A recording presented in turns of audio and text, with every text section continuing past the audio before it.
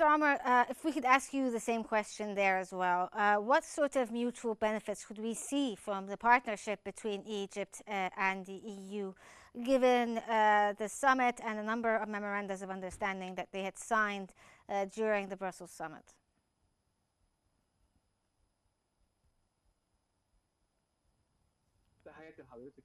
Of course, good evening to everyone. If we look at the international policy, the Cold War that has ended, I think here that economy has outcome the policy. So now the world are walking in the path of shared interests. We need to analyze the political cases. And so, of course, the EU wouldn't be in a partnership with a state that isn't economically stable or politically stable or isn't stable when it comes to trade, also, or is threatened, like what Israel is doing in the region, or has any geographic or regional issues. And so, what's very important here, or the number one thing to look at this first ever summit, is that it is a praise from the EU that Egypt is stable, successful, and has economic experience and security experience. So they cooperated with them, and that we have a project for political reform. We have a stable currency, and we Egypt is attracting foreign investors.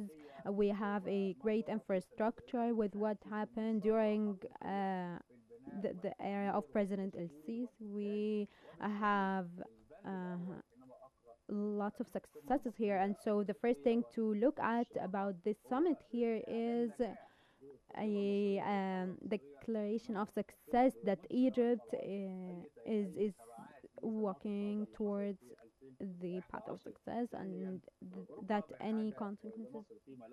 Europe also needs Egypt when it comes to the energy case, renewable energy, and so on. And we need the EU investment in El Suez Canal, and they also need to the voice of wisdom, because of course Egypt wouldn't intervene here, but the strategic dialogue here means that they are asking for the Egyptian voice and talks with Egypt when it comes to international cases around the world. And so Egypt also is benefiting from this agreement on so many levels.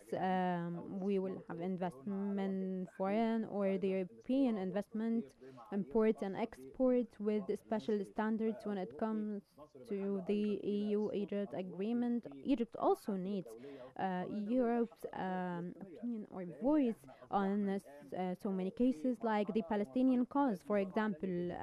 We are in an era of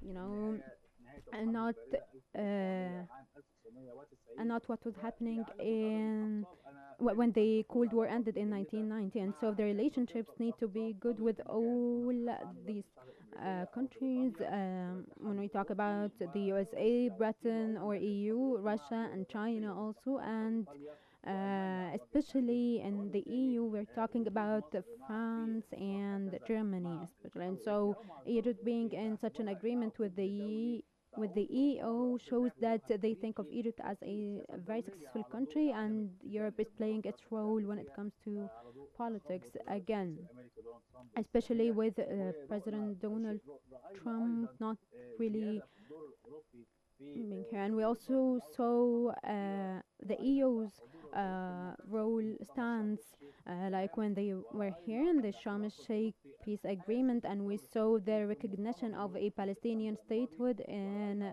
September. And we also saw that Europe is now entering, they are providing support and funding. Also, they have around 5 billion euros for this first ever summit. And we also need to look at the first ever summit. This is not just a one-time thing. This will be regular. We will have more summits like this, and we need to mention that Egypt has ended a regional race here. There were countries in the Arab and Islamic world that had hoped that this summit was with them, not with Egypt, without mentioning any names. But why don't we look at Israel itself, that is trying to claim that it is a regional and historic and geographic um, under here? So if that was true, why didn't we see such a summit, an Israeli EU summit? And so the countries around the world that have had a summit with the EU were Russia and China and then Egypt, and so this is historic here.